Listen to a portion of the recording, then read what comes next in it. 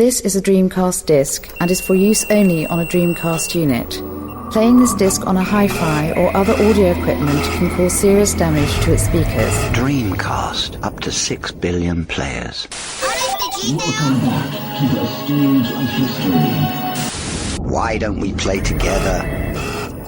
Hey, it's time to make some crazy money. Are you ready? Here we go!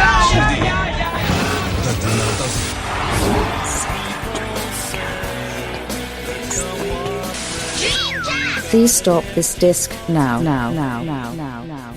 Hello and welcome to episode 56 of the Dreamcast Junkyard DreamPod. This is the first episode of 2018. Can you believe it? We've been doing this now for, what, two years? 2 or 3 years, one of the two, I can't remember. Christmas is over and the new year has begun. Hooray. I trust you all had decent Christmases. My name is Tom and I am joined by an international cast of Dreamcast. I was going to say experts, but more buffoons, I think is the correct term. Wouldn't you agree? Yeah. So over here we have Mike Phelan. Hi, Mike. Hello, Tom. All right. Yes. Excellent. Not too bad. Excellent. We've got our man in Japan. It's Ross O'Reilly. Hi, Ross. Hello, good evening. Good evening. And we I actually think it's more like 4 years, mate, to be honest, that you've been doing it. Is it? I'll have a look at it. I think so. I can't remember. Because it was in my old apartment and I moved to this new one 3 years ago and I was listening before I joined for at least a year, I think. So, yeah, I reckon about 3 to 4 years. Wow. Okay, we also have another co-host. His name is Kev. Hi, Kev. How's it going? Hi, it's great. Yeah, I'm pleased to keep up my streak of being on at least one episode per year for the last 2 years. That's a 100% hit rate then. Yeah, as I said, this is DreamPod episode 56. We're here to talk all about the lovely Dreamcast and the news that continues to rumble on in the community, even though we are, coming up to 20 years of Dreamcast being in existence. But we will begin, as we always do, as those who regularly listen will attest. We will talk about some of the things we've played or picked up on the Dreamcast or on other current gen or retro systems. Mike, I'm going to come to you first. What have you been playing? Yeah, so I've been continuing my quest of playing every Dreamcast game. My never-ending quest to play every Dreamcast game. It's a noble quest, a very noble quest. Well, noble or insane, I'm not quite sure which. So I have been playing mostly this last week the Sakura Wars games, Taisen games, which has been interesting. I've been playing like 9 titles on the Dreamcast is there, so I've been playing through them. I've never played any of those. Are they all quite sort of Japanese, like text heavy? They're very Japanese. Yeah, I tried a few of them. I couldn't do it though because I'd be reading the Japanese, and obviously it's not my first language, so it's slow, and occasionally I have to look up a word. But a lot of the response, you have to reply to the girls, and there's a time limit, and it's just there's not enough time for me to read it, comprehend it, and think of the answer. Like there's 3 options, and maybe I've got halfway through option 1, and then the book time up. Yeah, that's right. Yeah, there's a lip system, and so basically each time you have a conversation, there's a sort of an option, dialogue option, and it's timed. And as you get into 3 and 4, you can also sort of change the intensity of how you answer. So you do it's a timed response, but you've also got to then actually say whether you want to do it quite laid back or quite intense. Right. So and obviously I can't understand a word it's saying without looking it up. So therefore it's a little bit odd. But to be fair, there are some amazing guides on GameFAQs. There's amazing guides on there, which go through the plot lines and all that kind of stuff. So it is just about playable if you can have patience. But apart from that, I've also been playing on the Dreamcast. I've been playing Spirit of Speed, a favourite of the Junkyard. Why would you put yourself through that? It's your fault, Tom. It's your fault. Because you mentioned it on the group a few weeks ago, and I decided I'm going to actually play it again, and I'm going to try and do an entire sort of go through the entire game. No, I couldn't. It's awful, just awful. I raced around the Tripoli track, and it is literally I think it's the longest track I've ever raced. It's unplayable. It's playable. It's just not very good. I was on the subject of Spirit of Speed. I do want to do an article about it on the Junkyard, and I've been actually searching for some of the people that who was involved in the making of the game, Broadsword Interactive, but I just can't track any of them down. They've probably rightly gone into hiding. Yeah. Oh, sorry, Mike. Continue. That's in terms of games played. That's pretty much what I've played. Anything on the current gen or PC? Well, I haven't really. No, to be honest, I haven't been playing much on current gen at all. I've been playing Rise of Tomb Raider a little bit. Yeah. I picked that up for cheap now, and I've been playing Skyrim on the Switch, just because the ability to play Skyrim on the Switch is so cool still. Yeah. But really, the only thing for me has been mainly pickups. I've just literally purchased from our Junkyard friend PC Wizard a DreamPod. Excellent. Which is on its way. Yeah. I ordered. I just emailed him yesterday as well, and he's sending me the payment details as we speak, so I'll be ordering one as well. That's cool. Yeah. When it comes in a box, when you open it, it's got like a little instruction manual and everything. It's really good how he's done it, put it all together. It's almost like a proper professional package, And the one he sent me, he actually 3D printed the case, and it has the Dreamcast Junkyard written on the side, so that was a nice touch. Nice. Cool. Yeah, when I emailed him, he said, "Oh, are you Ross from Dreamcast Junkyard?" I said, "Yeah." And he said, "Okay, well, I don't know." He said, "Okay, I'll give a little discount." I don't know. I should say that, but yeah. Anyway, I got it as well. Don't worry. Yeah. He's PC Wizard's a good friend of the Junkyard, isn't he? He gave me a little bit of discount as well. But it's I'm looking forward to it. I have a funny feeling I'm going to be on there quite a lot because, I don't play online with current gen that much. Yeah, so keep an eye on the Dreamcast Talk forum. We should all get together on there for a few nights. Yeah, definitely. Yeah. But as I was saying, you keep an eye on the Dreamcast Talk forum because they have a board on there that details the nights that they're going to do. It's usually every Sunday night, and there'll be a different game every week. So yeah, and that's one of the. I've played in a couple of them now, and it's always been really good. So. Yeah, I saw them. It looks great. Like, to be honest, when they first released it, I kind of thought, oh, okay, everyone's going to go online for a couple of weeks and it's going to fizzle out. And if you buy one, no one's going to be there. But it's still going strong, and they're still working on getting new games. Well, not new games, but new old Dreamcast games back up online. So yeah, we'll discuss that in a bit. I'll invest in one. Yeah, we'll discuss those games in a bit. But Mike, if there's anything else you've picked up or played, or we'll move on to Ross. That's pretty much it for me. Cool. All right, then, Ross, enlighten us. What have you been up to? Okay, so current gen stuff. I've been playing Toaru Majutsu no Bachuron, which is also known as a certain magical virtual on. Oh yeah. That's the translation going around. At first, I thought it was just kind of a weird, strange translation, but actually, it's a crossover game. I don't know if you knew or not, but it's virtual on crossed with a manga and maybe anime series in Japan. I'd never heard of it, but it's called Toaru Majutsu no Index, a certain magical index. So maybe in the context of a story that makes sense. I'm not sure, but yeah, it's a crossover of those two franchises. And I was playing the demo today on PS4, and yeah, it's virtual on. I'm not like a big virtual on fan, so I couldn't really go in depth on the mechanics and stuff like that, but it was good. I enjoyed it, and graphically it's nothing special, but it's like technically it's nothing special, but the art direction's really nice. And there's lots of bright colors like Sega, blue skies and stuff. So yeah, I'm looking forward to it. Nice. And it's also one of the lead artists is Hajime Katoki. And I didn't know who it was, but they were advertising on the game, so I looked it up. And this guy did the artwork for previous Virtual On games, Super Robot Wars Alpha on the Dreamcast. He did the artwork for that, and he also did a lot of Gundam artwork. So maybe he did some of the artwork for the Gundam games on Dreamcast as well. I'm not sure, but yeah, he's got a history with the Dreamcast, so kind of related. But a good pedigree then. Yeah, looks like it's going to be good. I don't know if it's 7,000 yen, which is about £45 at launch. So I think I'll maybe wait a bit until it goes down. But yeah, it's nice to have I'd rather have Streets of Rage or Golden Axe or something, but since we can't have them, it's good we're at least getting one of the kind of classic Sega franchises this gen. So yeah, looking forward to that. Cool. On Dreamcast, I recently got Rush Rush Rally Racing, and yeah, excellent game. In my top 5 homebrew titles for sure. Really good. Yeah, it's quality. Yeah, and that's it really. Excellent. Nice choice. I was going to say nice selection rather. Kev. Hello.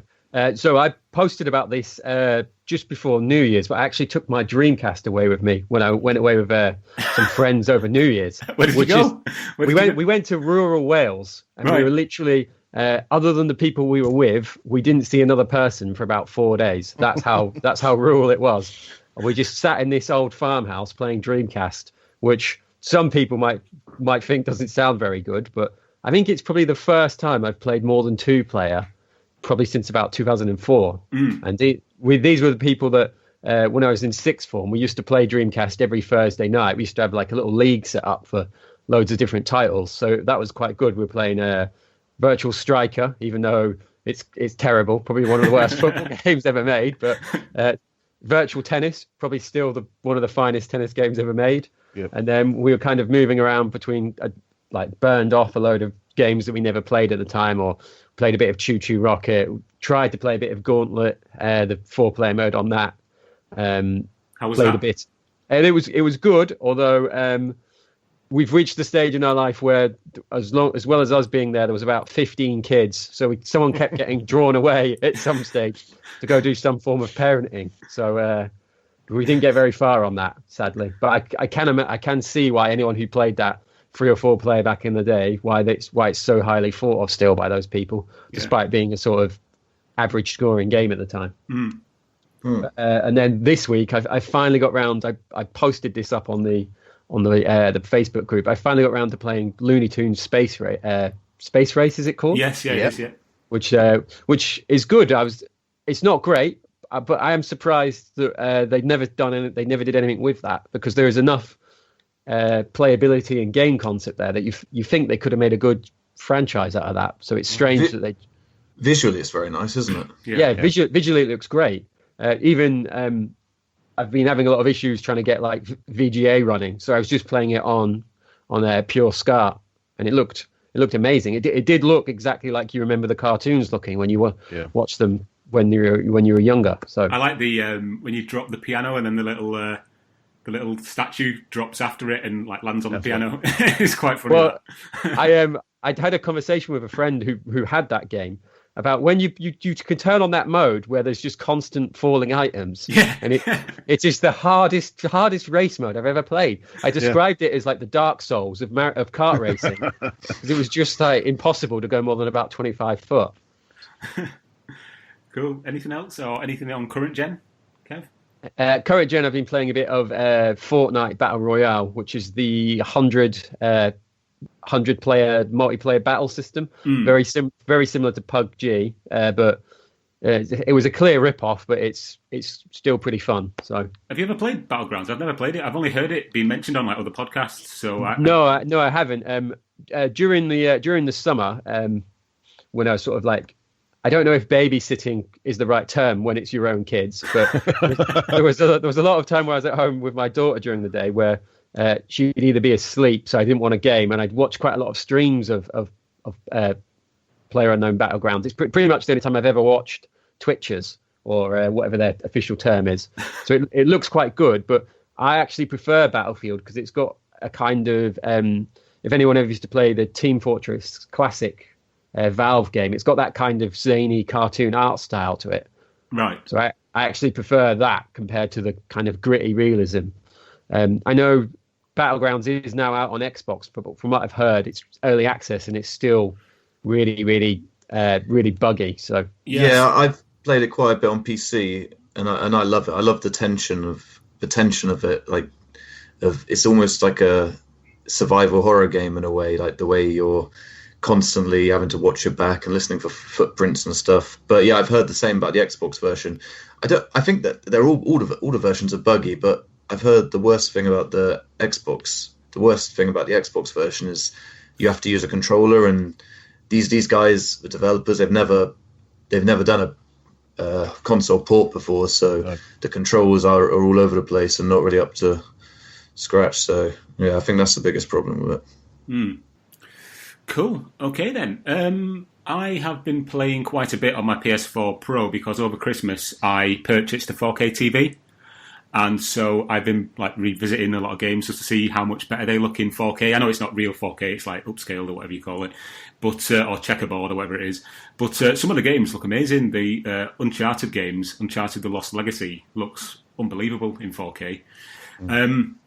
But I did buy some new games as well. I got Dirt 4, which is incredible. It's an amazing rally game. It's fantastic. I also got, as I mentioned, Uncharted Lost Legacy. Have you seen that whole drama with this game Redout with Digital Foundry and the developer? They've been accused of, not assessing it properly or giving out false information. I played Redout though. I liked it, but what happened? I'm just going off topic a bit here, but that's a game I got, Redout. But what happened with Digital Foundry was they did an analysis of the game running on the PS4 Pro and the Xbox One X, and they said that it wasn't running at full 4K and it was running at a lower frame rate on the Xbox One X than what it does. And apparently the developer, is it 34 Big Things or something? They released a sort of a press release saying that they were going to. They were threatening Digital Foundry with legal action. I think it's all blown over now. But it was when something happens in gaming and then you get like a million YouTube videos about it with everyone giving their own opinion on it.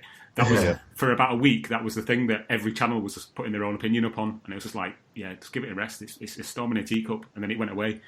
So Redout. It's actually a really good game, to be honest. It's kind of like Wipeout, but with a nicer, smoother frame rate and more basic graphics. Yeah. It's got Vive and Oculus compatibility on a PC, so that's how I played it. And while I was playing it, it was in the summer, and I put the fan on my computer desk while I was playing it. So I wanted to simulate like the movement so I wouldn't get motion sick while playing it. And it was right. It worked. That sounds pretty good. That's pretty ingenious. Yeah. And mentioning Wipeout, I also got Wipeout Fusion for the PS4 as well. What I did was just before Christmas, I got Mario Odyssey, and I played it. I finished it, and then I took it into Game. And because Game was completely sold out, they gave me a really good trade-in price for it. So I traded in that and another game I had for the Switch called Gear Club Unlimited, which is utter toss. Got like 4 or 5 PS4 games for the trading price. So that was quite cool. On the Dreamcast, I have been playing quite a few different games because I've been delving into the NTSCJ library, looking at things I've never actually played before, but heard great things about. So I've been playing quite a few random things. Yesterday I spent about an hour trying to work out what I was doing in Romania 203, which is quite a bizarre game, I must say. And that's the one. See, I knew what I was supposed to be doing in that game, and I still couldn't make any progress. Well, maybe you can enlighten me then. Frustration. What are you meant to be doing? I'm just kind of firing ping pong balls at things. You've got to fire ping pong balls. That's it, to get his attention, to make him interact with it. But so you'd think, I just have to fire one or something, but it's really weird. And you have to fire them in a rhythm and stuff, and there's no prompts or anything telling you what rhythm. I don't know. I couldn't get it, even though I knew what I was supposed to do. I just couldn't progress. Is this supposed to be? It's hard to explain. Basically, you play as a spirit or a god or something, and you're in this guy's bedroom, and he's just kind of walking around, and you can move the camera around. It's all 3D, polygonal, but all you can do is fire sort of balls at different things in the environment. And as Ross just said there, the idea is to kind of make him interact with things and do things. It's quite interesting though, because in the first kind of room that you're in, which is his bedroom, he gets out a packet of cigarettes and lights up, indoors, and you just wouldn't get that in a game now, would you? Because of the whole smoking thing, which is quite indicative. Well, in Japan, I don't know. In Japan, you might still the Yakuza games have got lots of smoking. Oh, that's the point. Yeah, but they're at least they're rated for adults. I imagine Mania wasn't back in the day. Yeah, no. The game's really weird as well, Tom. You stick with it. It gets really, really bizarre. Some of the bits at the end, it starts off like a normal sort of life simulator, and it's like Sims, but with one character as a focus. In the end of the game, it is the storyline, the plot line gets bizarre. You have little parties thrown, and then you have sort of random people turn up to the house. It is weird. It sounds so. Have you got any tips then, Mike, on how to actually progress then? Like... Oh, I didn't progress that much. I watched a video. Oh, right, okay. I progressed a fair amount. I got through a couple of weeks of play. I basically was just following what I was seeing on hints. So, right. It's just perseverance, and I guess if you don't do that, it's just trial and error and perseverance. If you perseverance, yeah. When he's out of the room and you can move stuff round, which looks amazing. The graphics when he's out of the room and you can walk around proper 3D, it looks amazing. Yeah. The graphics are good. Yeah. I think that's a real key thing. When he's out of the room, do stuff then. So I moved the table. The first time I moved the table, and then the next day he comes back in the room and he gets properly annoyed because the table's like moved. And so for the first 5 minutes, it's him just moving the table back.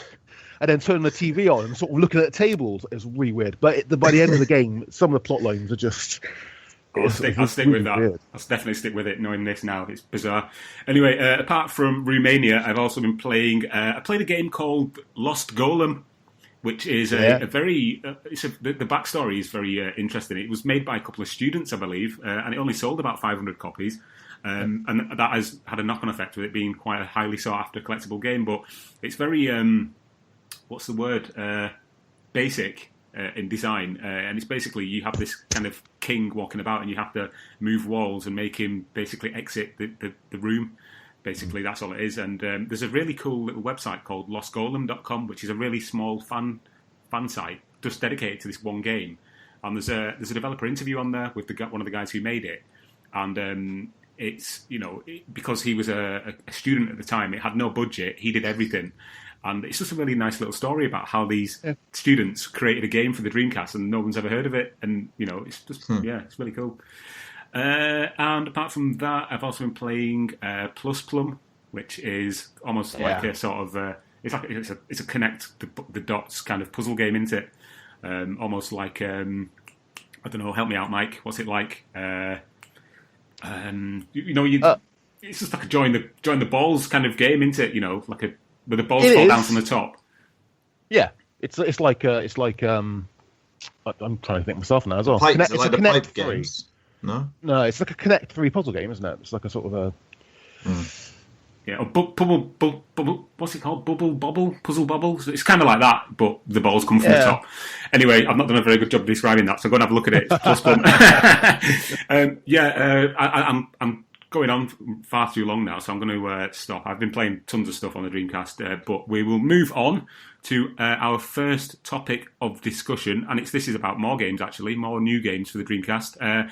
Our good friends over at JoshProd have released a teaser trailer of a bunch of new Dreamcast games, which are coming out this year. And I just wanted to get your opinions. Obviously, some of the games on that list, we've had the... what's the word? We've been privileged enough to have a sneak preview, and so have you guys seen this video? Yeah. And what do you think of the lineup? I mean, is there anything there that particularly excites you? I will get a list up of games because I know that Aaron, one of our co-writers on the Junkyard and co-podcast presenters, has put a list up of what he thinks the games are. I just wanted to get your thoughts. I know a couple of them. I'm not sure how much I can say, but there's a couple which are really, really good. But I'd like to see exactly which ones are going to be on a Dreamcast. Yeah, well, are the ones you won't name in the video? Yes. No. Well, so it's not secret, then. So which ones are they? We can name them. I mean, can we? Yeah, it's fine. I can't see any issue. They're in the video, so people can see them. And I think on another blog, somebody has put a big list anyway of what they all are. So I'm just looking through the comments here. I know that. The first game. This is from Aaron, by the way. The first game is Magic Pockets, which was released on the Amiga. Yeah. The game is that a pool game? I don't know. I'd have to watch the video again. Obviously, people, if you want to see the video, either go to JoshProd's Facebook page or you can find it on the Dreamcast Junkyard. The story is called "New 2018 Dreamcast Games Teased by JoshProd." That is, I've just googled it. That is not a pool game. It looks like some kind of platformer. Okay. There's another one called Chronicles of Teddy, and it's on Steam. Golden Blood has a PC demo. Okinawa Rush was a Kickstarter. There's one called Guns of Mercy. It's on smartphones. There's also a racing game on there, which is also on iOS. It's on iOS, and I have played this. It's actually free on iOS, so I don't know what he'll be charging for it on the Dreamcast. Oh. There's another one which me and Mike have both sampled, which is called The Escapee, which is an Amiga. It's an Amiga game. It's in the style of Flashback. It's quite difficult, but it's really cool, and the intro is incredible. Amazing. That's. I mean, it looks like quite a good lineup. I don't know if all of these are going to be on the Dreamcast, as I said earlier. I think some of them are on the Mega Drive as well, but it would be. Most of them must be. What other platforms do they publish games for? Mega Drive, Dreamcast, SNES, yeah. SNES. So I wasn't. I imagine most of these things from Steam would be very difficult to port to a SNES or Mega Drive. I'd imagine a Dreamcast. I don't know, unless they're going to start publishing games for newer systems. I don't know. What were you going to say, Kev? I wasn't that aware of many of the games. However, I like the fact that, like Ross says, there was a lot of 3D looking games in there. So to begin with, I didn't buy a Dreamcast like Afterlife game until I bought Fruity, and then was a bit like this feels a bit like it should have been on the old Woody Atari graphically. So do you know when you start to get games like Rush or Flashback, or you get those kind of games that look like they belong on the system? That to me, I was more interested in the games in this video than I think I've been from some of the other much more widely known games that have been released. Yeah. It's really cool what Philippe, who runs JoshPod, is doing, because basically what he's doing behind the scenes is he's not developing the games, like he's just publishing them, but he's reaching out to people in the development world and saying, how do you feel about putting this on the Dreamcast? And I don't know how good his skills of kind of, what's the word? Not manipulation. Persuasion, that's it, yeah. But a lot of people seem to be going, yes, okay, and then doing the work, and then he like publishes them. So, there's some decent comments as well on the article that I put up. Somebody's asking about Super Turrican for the for the Dreamcast, and he responds saying that he tried to get in touch with the company, but they never replied. So that could be another one in the future, maybe. Yeah, because they're releasing that. They're releasing Super Turrican on the new SNES. What's it called? The one that uses a FPGA chip. Oh yeah, I know what you mean. The new. So yeah, they're active. I guess they could do it. I'm watching now Okinawa Rush. It looks really good. It looks really fun. It's like a scrolling 2D platformer / beat 'em up. Looks great. I would say I know you mentioned already, but the Escapee, it is fantastic. It really is. I've played it several times. It is amazing. The detail. It is like an old. It's if you were around in the Amiga era. I wasn't, but I've played Amiga games since.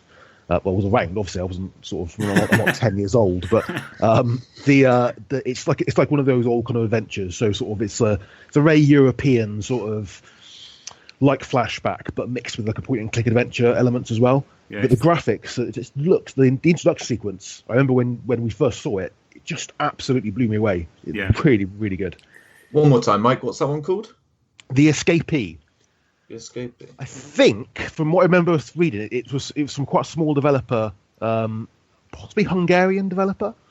Yeah, it was a really late Amiga release. And didn't really get much attention when it came out. But yeah, it's got great animation as well. I love the way the guy rolls and jumps. It's really difficult though, isn't it? And there's absolutely loads of like instant death moments. You're just like, this is harder than Another World, you know. But really good and lots of detail in the world. Having brought the a screenshot of it up, it looks like they've just taken the Flashback model straight out of the game and put it straight in there. Yeah, the animation, everything looks exactly the same.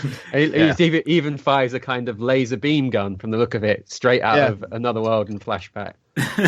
It's a lot. It is very similar to Flashback. I'm not gonna say it's not, but it's got a much more Blade Runner feel to it. Yeah, and it's that kind of like really good sci-fi. And the graphics are really good. The animations I think is probably better than Flashback.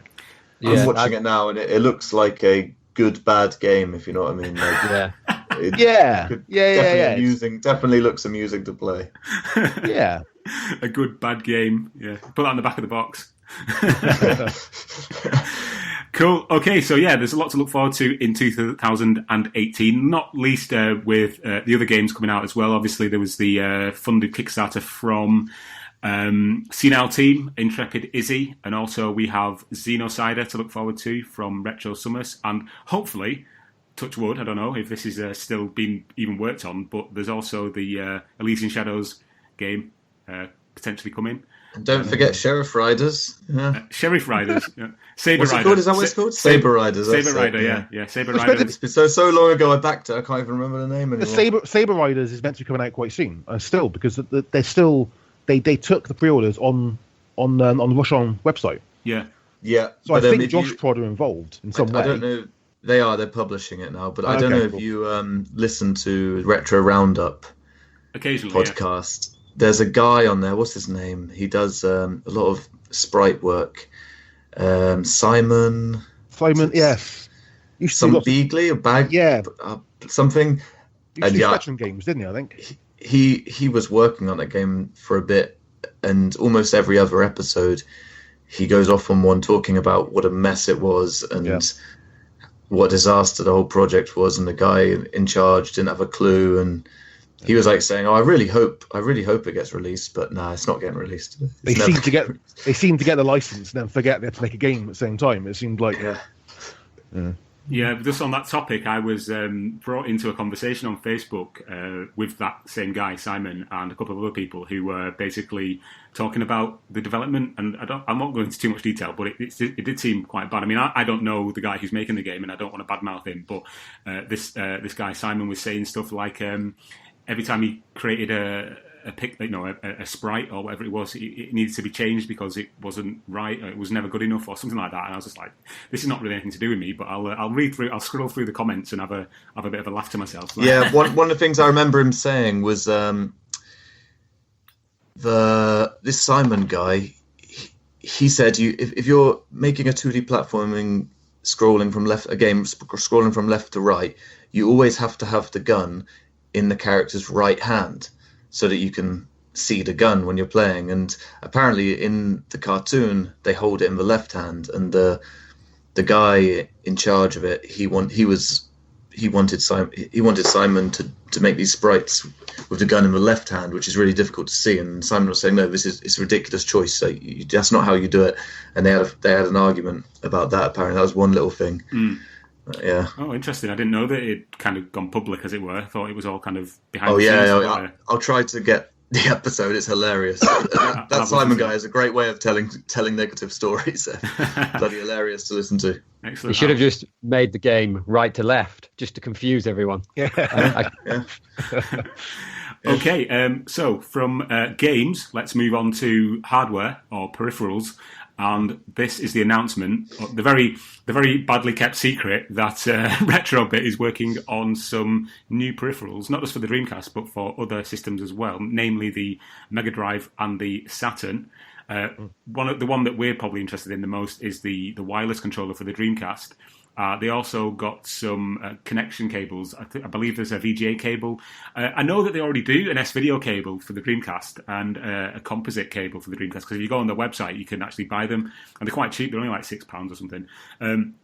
But this new wireless controller, it's nothing new. Obviously, we've seen the Dreamcon for the Dreamcast made by our friend Chris over in Greece. But obviously, he charges £100 a pop for his, because he has to get the original Dreamcast controller, take it apart, put all his kind of own bespoke tech into that, and then send it back out. £100 is quite a lot for a controller. But if Retrobit's controllers are of comparable quality, which I'm guessing they will be because they're officially licensed. I don't know. Wow. I think they will be. I think they will be, but I don't think the Sega license is okay, yeah, I think they will be good, but I don't think the Sega license is any proof of. Well, the thing is, with Chris's Dreamcon, it's basically just an official Dreamcast controller that he takes apart and puts all the other stuff inside. So obviously, you can't get any better than that.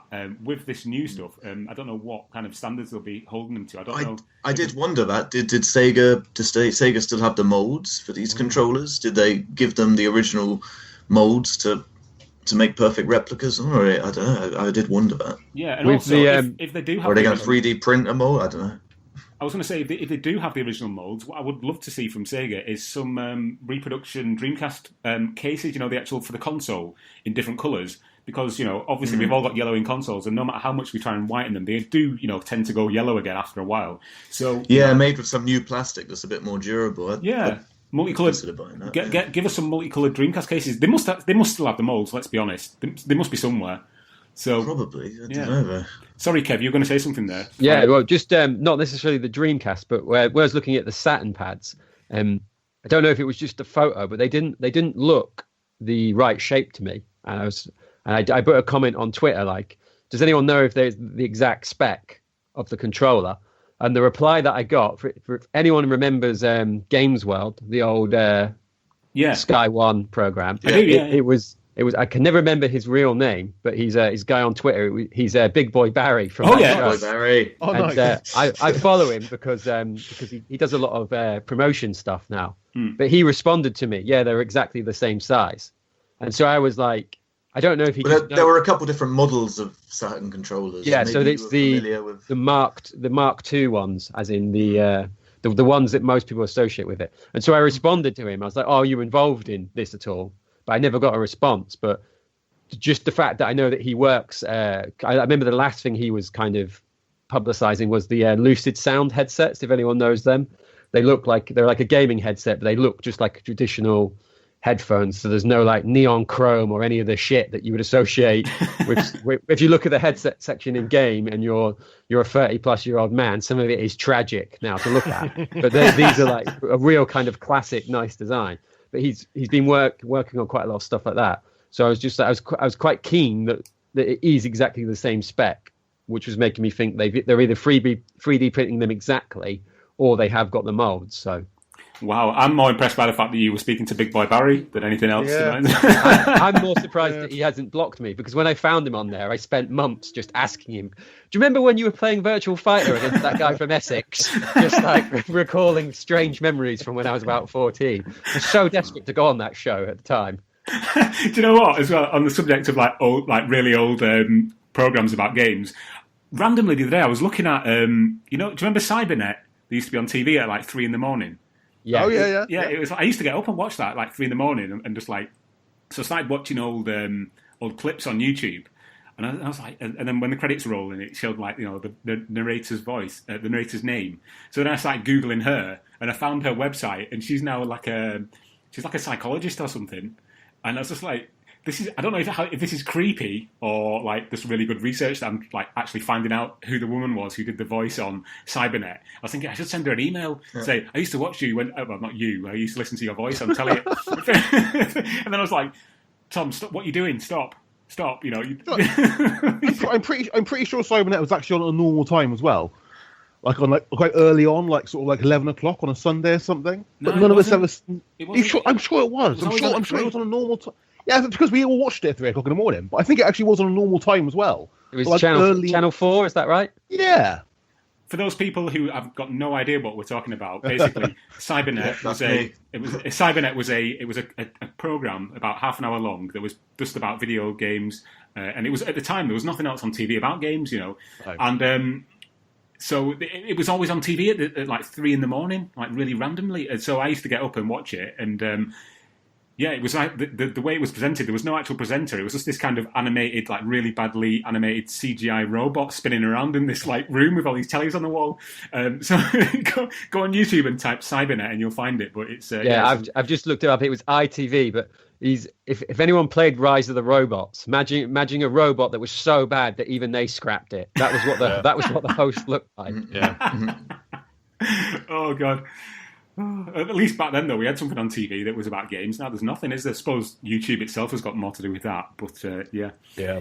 Anyway, God, we've gone from retro bit to Big Boy Barry to. Yeah. So anyway, which accessories are you lot looking to buy, providing they're in good quality and at a reasonable price?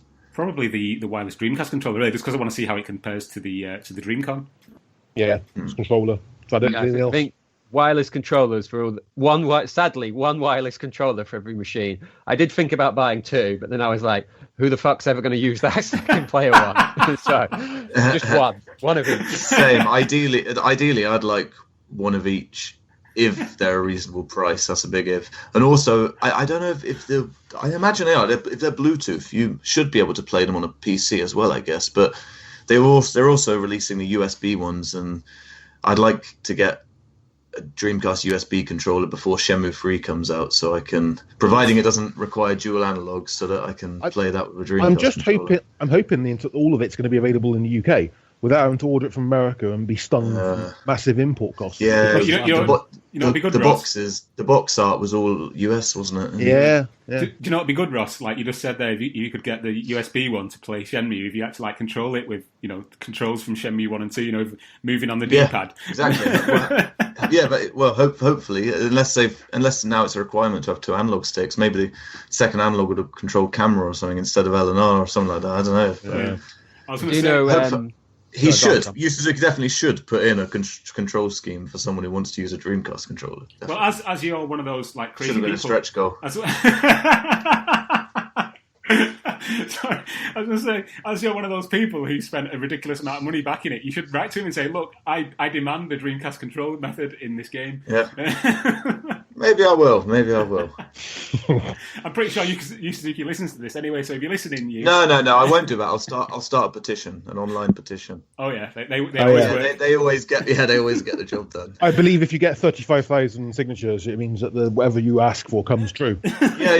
By law, yeah. It's like law. It's like cosmic ordering. Can we just say as well, whilst we're here about the subject, can we just say that it was quite funny to see all these people who were thinking at the announcement, I know not necessarily retro bit, but about Dreamcast 2, because, please Dreamcast stop Mini. it. Ross is going insane. Ross is having to it's nightmare. There's not going to be a Dreamcast 2. Please stop talking about it. Well, no, I think the main thing was looking at my newsfeed while drinking my morning coffee and eating my Saturday fry-up, and I saw this crap and spat my coffee out all over it, ruined it. It was the people saying that they were hoping it was going to be a mini Dreamcast, and I was just like, guys, they can't even make a mini Mega Drive that works properly. How are they going to make a mini Dreamcast? You've got to love Sega fans, haven't you? Sega fans have had literally 15 years disappointment after disappointment, and still we believe things are going to happen. We are the light bulb, the Sega promotion material, the light bulb. It said tomorrow is Tuesday. Tuesday was spelled TWO. And it turned out just to be Theme Hospital 2, which that's good. Well, it's good, but it's not what anyone thinks of as a Sega game. It's not something you can hype up to Sega fans, is it? No.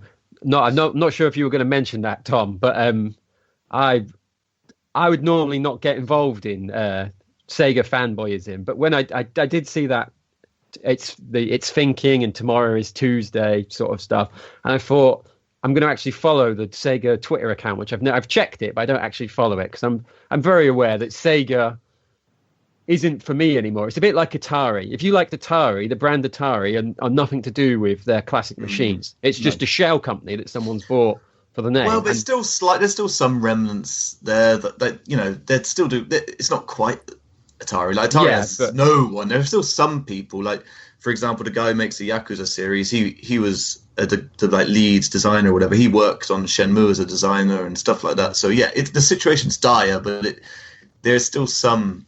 But then it's just of the company that once was. Allowed myself to get bought into the idea that maybe they are making something for me, not like a Dreamcast Mini, but maybe there's going to be something even like a kind of rare replay style Xbox One game that's or a split PS4 game that's got some of their licenses on, or maybe some of their unreleased arcade stuff.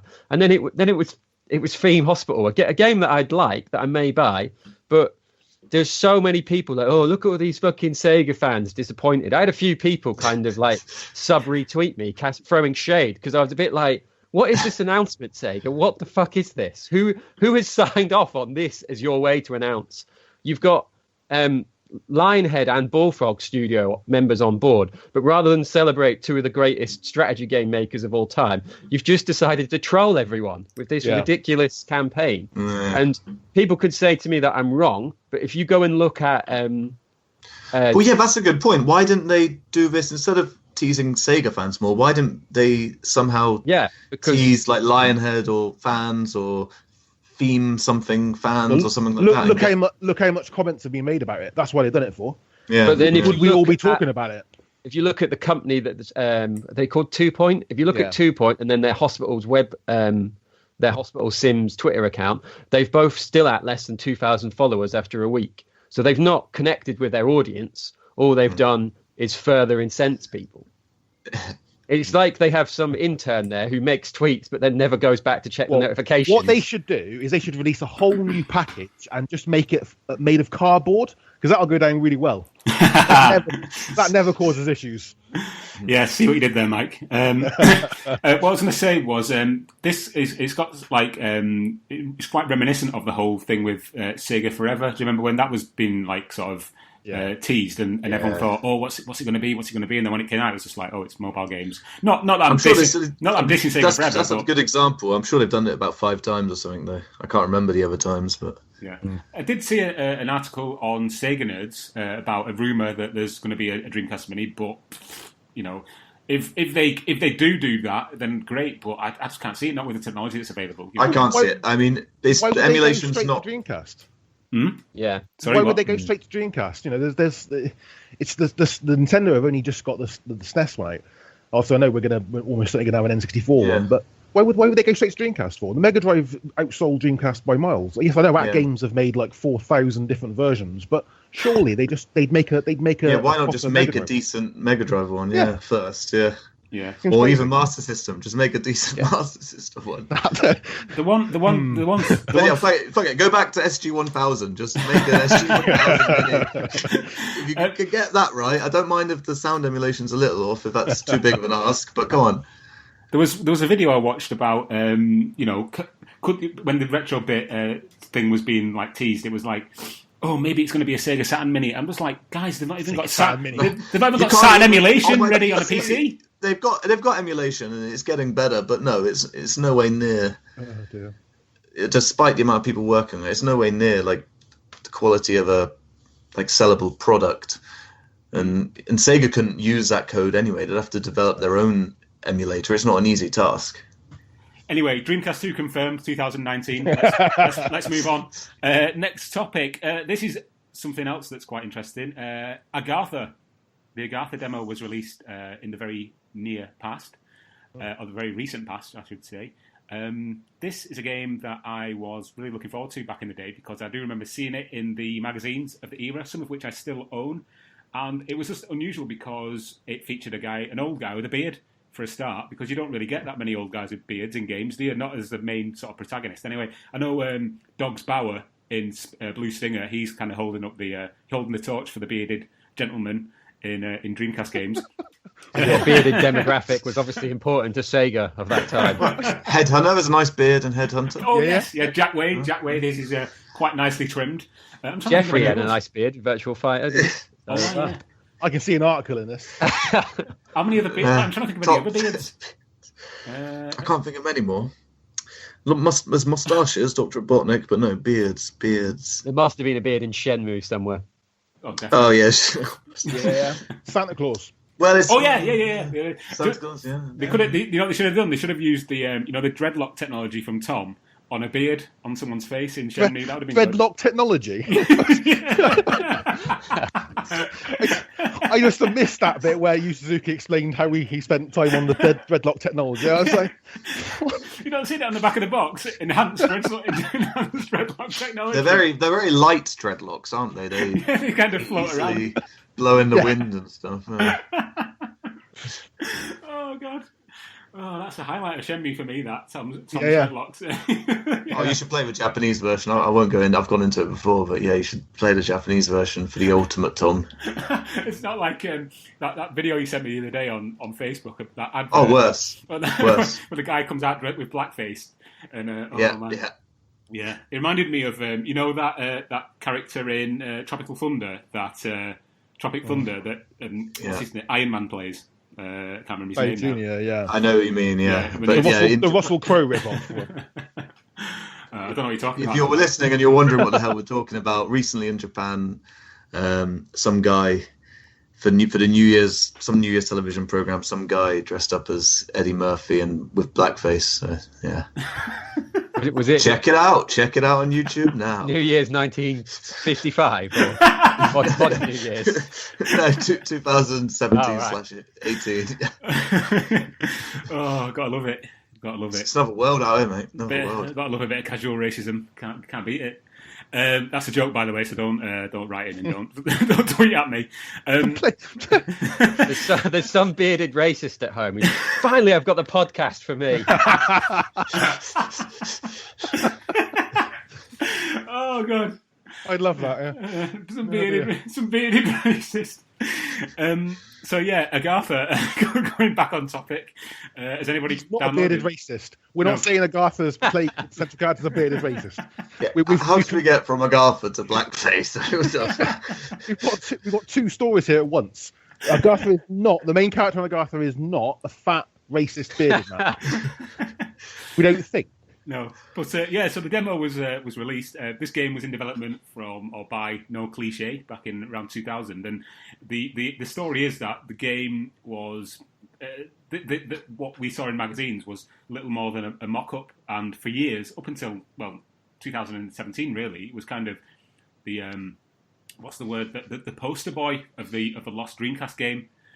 Because no one knew anything about it, nobody'd seen any actual playable footage, but then Combuleron, who is the guy who actually found the game or got in touch with one of the developers who had it in his collection or possession, persuaded one of these ex-No Cliche guys to release the demo online and for everybody to play. And you can burn it now play it in your Dreamcast and have a look at this very small section of playable. The playable map that you can kind of wander around, and it's got some very nice visuals. I like the snow effect, and also the real-time lighting that is used from the torch is possibly one of the best effects I think I've seen of that type in any Dreamcast game. I know it's only a demo, but if that had been carried over into the full game, then it would have been great. It differs slightly in because there is a game called Alone in the Dark 4. Or The New Nightmare, which also features a similar effect with a torch. Yeah, it reminded me of that. Yeah. But it's all pre-rendered backgrounds in Alone in the Dark, whereas this one is fully polygonal. So that was quite interesting. Very very nice to see the real-time torch effects. Did anyone else download and play it? Mm-hmm. Yeah. What did you think? I know it's only a demo, but it's very good. It's very impressive. It sees what they actually did with it. I didn't. Yeah, so it is only a demo. I think I've seen a few people sort of comment that they're disappointed they've gone on to accepting the full game, which is hilarious. But no, if what it is fantastic. I think check it out. And there wasn't a huge amount to do in it, but I think you get an idea of where they were going with it. I'm guessing that is the last build they made of it as well. I didn't get any further than that, but it's good. Well, you never know. I mean, there could.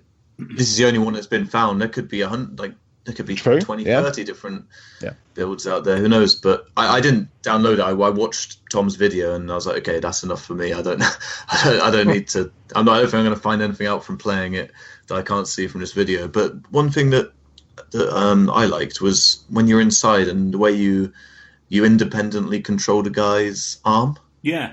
And I thought that was like a mechanic that hasn't. It kind of reminded me of Trespass. So there was a old PC Jurassic game. Park licensed PC game that was absolutely Trespass, terrible. fucking but terrible. I'm sure, terrible. But I'm sure there could have been a way to get it right. Maybe but it's something I'd not seen before. Anyway, Is that the game? Is that the game with like the really long arms? Yeah. You control. Yeah, it's awful. I played that on a demo disc on a very, as I was a kid, very underpowered PC. So not only did I have to wrestle the controllers, it was like probably sub 10 frames per second. I had Trespass. I don't know if it was demo or full game. Is it Trespass or Trespasser? Trespass. I think it's Trespass, isn't it? I'm not sure. Trespass. Okay, Trespass. But it's literally the most unintentionally hilarious game ever because you just what it's. That would have been an amazing Wii game. I was thinking about that. We were an amazing Wii game. It's Trespasser. Yeah, Trespasser, is it? Yeah, Trespasser. I tried to wipe it from my memory. I never played it, but it reminded me of that. But it was unique and looked cool. Maybe it'd be if done well. I'm sure it could have been good. Good little mechanic. Speaking of underpowered PCs, I mentioned this on the last podcast when we had John Linneman on. But I played Doom 3 on a PC that had a Celeron processor and about 256 megabytes of RAM and like a really crap graphics card. And I played the entire game like 5 frames a second. And that just thinking about that game gives me PTSD really. Okay, so Agatha is out now. go and download it, play it. Yeah, what do you guys think? Do you think it would have turned out to be a good game? What do you think? Yeah, it certainly. You think so? It looks unique, definitely, and yeah, with that mechanic that you just mentioned, I think it would have. I think it could have gone either way. I think it could have been all right to good, or it could have been absolutely terrible. But I mean, it was an early build, but who knows? Was there any story information or anything like that around at the time, or? Yeah, basically, the name of the game comes from the mythical city that's in the center of the earth, and the game was meant to be you play this explorer who's trying to find the entrance to this magical city.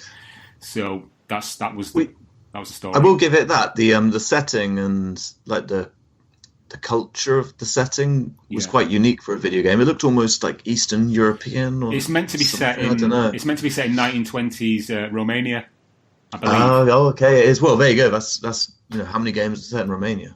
Well, yeah, exactly. I always like it when there's a game with some setting that hasn't been done before. Yeah. So yeah. That's Agatha. Feel free to go and check it out. Talking about games that are actually available rather than ones that have never been finished, a couple more games are coming back online very soon. It's interesting we were talking about DreamPod earlier because Mike and Ross have both recently bought one. But NFL 2K1 and Ooga Booga are the next set of games that are going to be brought back online by, I don't know how you pronounce his actual name, I think it's Shuoma. He's the developer or coder who has been working on this, bringing all these games back online for us. And massive thanks and kudos to him or her. It might be a girl for all I know. But yeah, NFL 2K1, that would probably interest you, Mike. I'm not particularly bothered.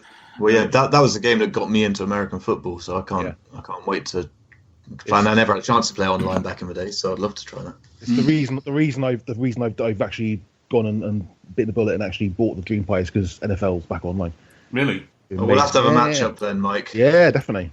See, I own all of the NFL games on the Dreamcast, even like the NCAA one, but I don't, to be honest, it's more laziness on my part. I don't really know the rules of American football. It looks really confusing from an outsider's point of view.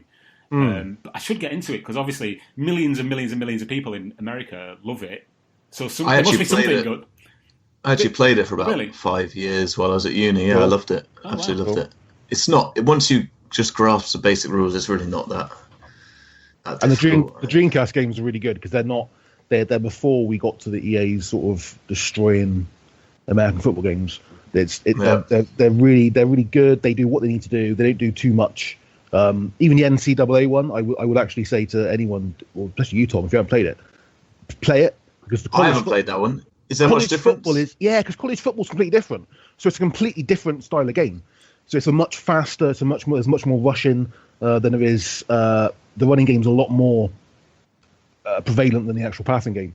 And you just have little stadiums of sort of like weird. It's a very different atmosphere. I know there's lots of college football games in America, but over here in the UK, I know NCAA is not a UK release game, but there's not many people play college football games because it means nothing to us over here. When I was in the Navy, I knew this guy who was he was like seconded from the US Navy, and he was obsessed with college football, but he didn't care about NFL. He was just always college football.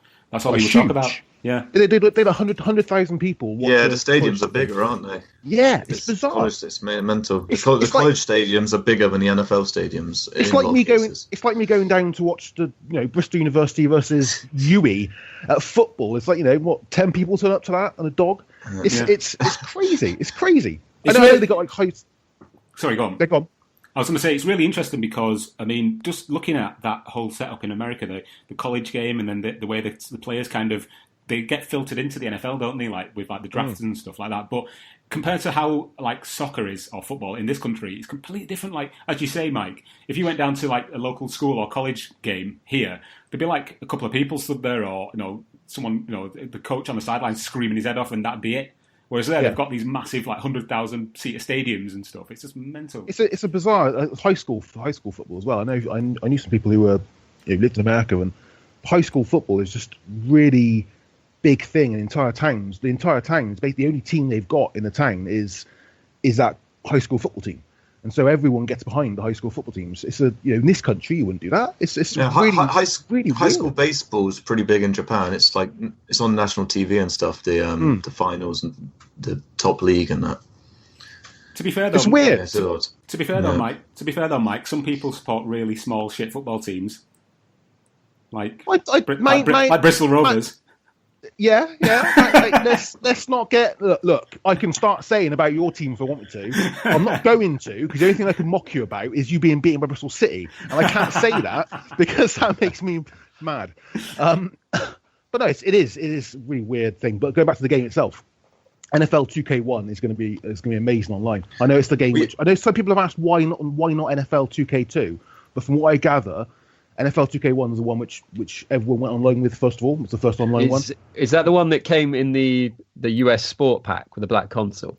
Quite possibly. I think so. Yeah, I think so.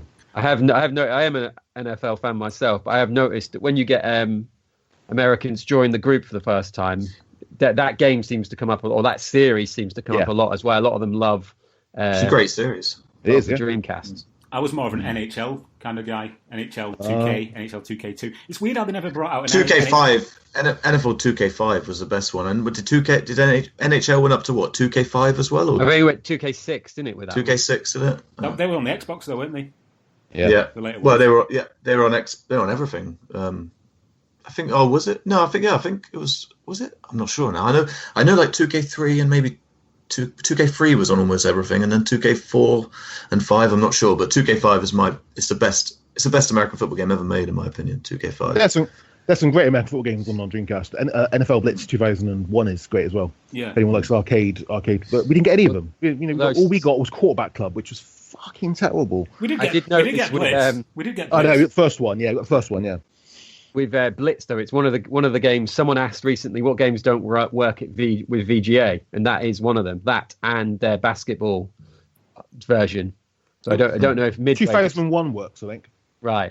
I think the overwhelming memory I have of NFL Blitz is the fact that it doesn't have the name of the game printed on the spine on the spine of the box on the PAL version. Yeah.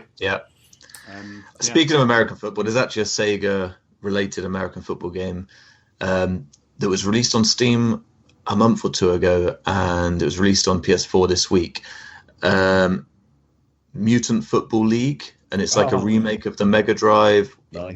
The order's different. On the Mega Drive, it was what? Mutant League Football. This new one's Mutant Football League. So, and it's been getting really good reviews. It's got either very positive or overwhelmingly positive on Steam by user reviews. So yeah. We are kind of this is quite dominated by the NFL game, but there is also the other one, which is Ooga Booga. Great game. Which is one I've only ever played offline, because obviously when I got involved in all this stuff, it was for a start, it was never released in the UK or outside.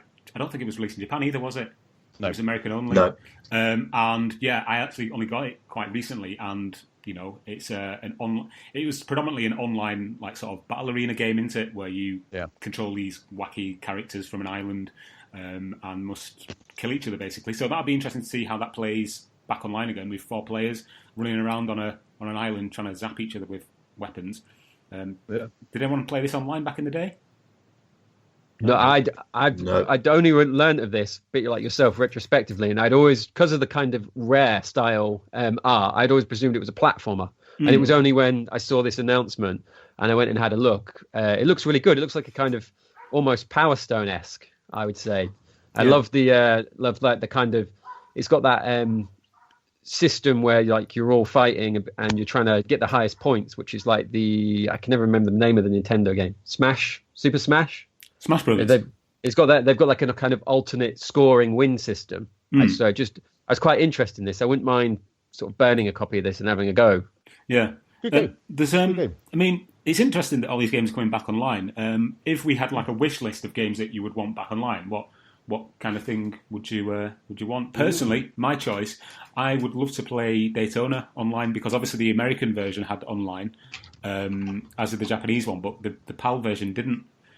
So that would be my first shout, if that would be possible, to get that back online. Imagine that, 20 players. I don't know how many were actually allowed in a game back in the day, but if you could have like a full grid made up of different players, that'd be awesome. Not that there's that many people who've got DreamPies, I don't think.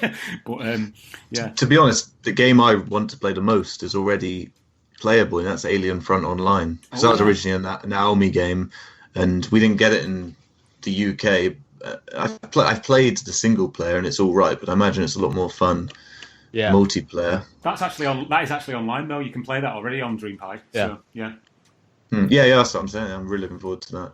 Yeah, we'll have to get a game going. I've never played it online either. The only games I've played online so far. Now. The only games I've played online so far with the DreamPod have been Monaco Grand Prix Online and Pod 2. Oh, and I had a game of Choo Choo Rocket with PC, just me and him, which was interesting because I was terrible at it because I've not played it in about 15 years. But yeah.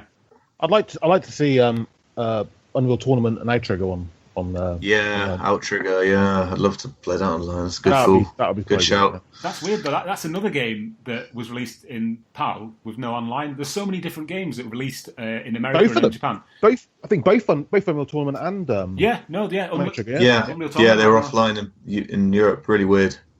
Yeah, there's tons. They couldn't be bothered. They couldn't be bothered to put any investment to have the servers, I guess. It's also the language, isn't it? Isn't it something to do with language?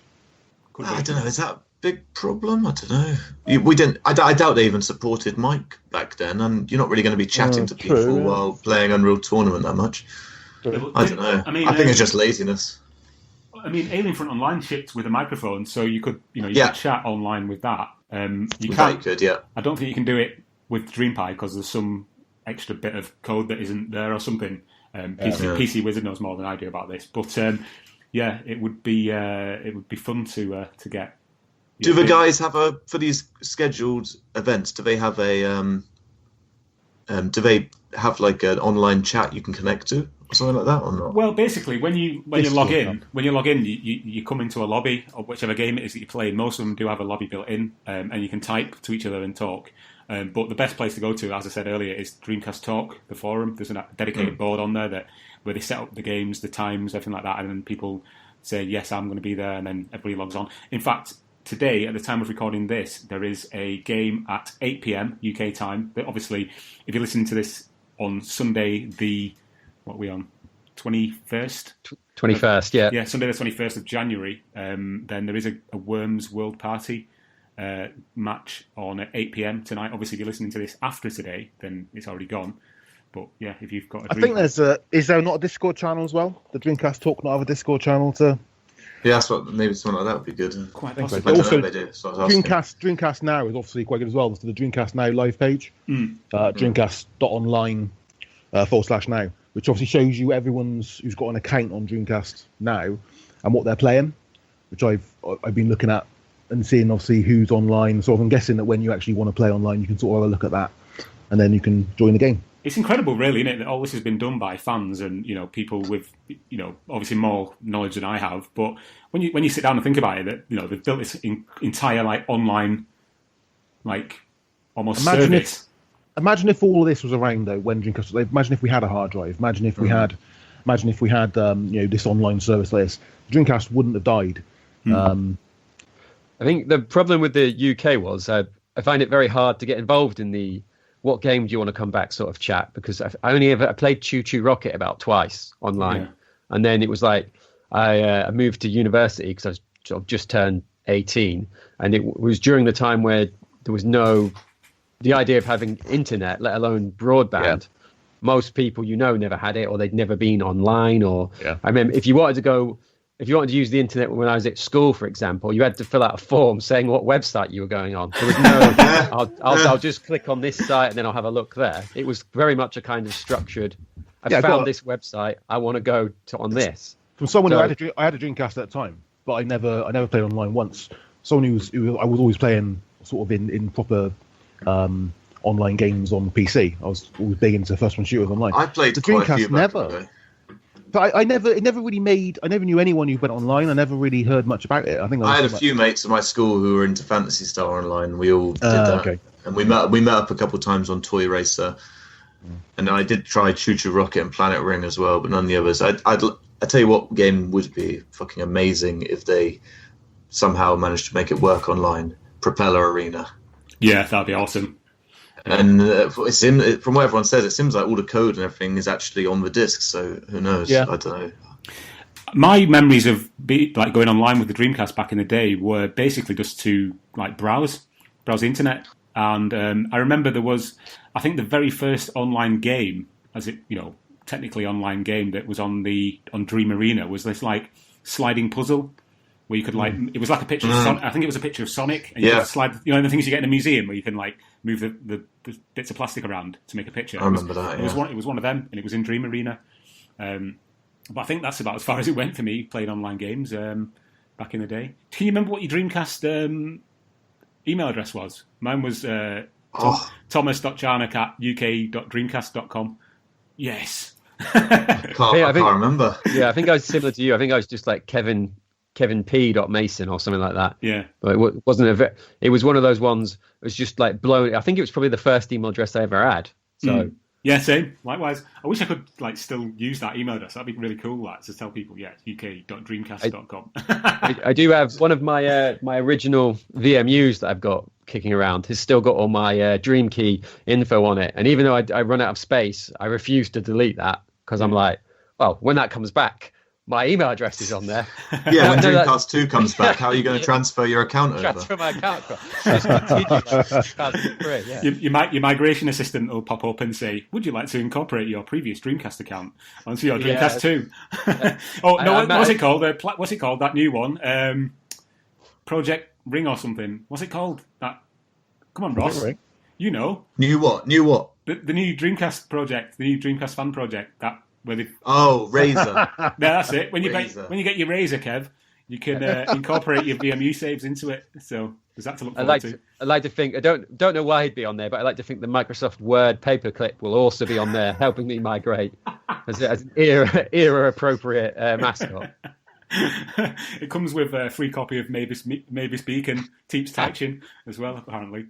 Right, guys, we've been chatting for over an hour now, so I think it's about time to draw a line under this one. And just remains for me to thank you for joining me, and to you, our listeners, for listening, downloading, or listening online, wherever you might find this episode. Guys, we can all be found on social media in various locations. Ross, where can you be found? I can't be found. I can only be found on Facebook, really. I can't be found. The man who can't be found. He'll find you. Yeah, he'll find you and ban you. Mike, you can be found. Ban. You said ban you, yeah? Yeah. Okay, cool. Yeah. Where can I be found? I can find @space_turnip on Twitter. Yeah, on Twitter. Kev, you can be found on Twitter at. I am @Moneyball_Mace. Cool. Or if you're easier, just go on the Sega Twitter account and look for the most negative comment that someone was replied to them, and it's most likely me. So you can find me on Twitter @TomLeeC, or you can find us all as a collective at the DC Junkyard. Also on Facebook at facebook.com/the Dreamcast Junkyard, and you can also find our group, which is approaching 12,000 members, I believe. That's groups/the Dreamcast Junkyard. And obviously we have our main website, which is thedreamcastjunkyard.co.uk. Thank you to all of our $1 a month Patreon subscribers. It goes a long way to helping us keep this ad-free. And thanks very much. And that will do it for this slightly bizarre New Year's episode of the DreamPod. We'll be back for episode 57 at some point in the near future. I don't know when. But until then, keep dreaming. I've stolen that from Dreamcast Guy. I hope you're not listening to this, Dreamcast Guy. Right. Bye, everybody. Everyone say goodbye. Bye. Bye. Here we go!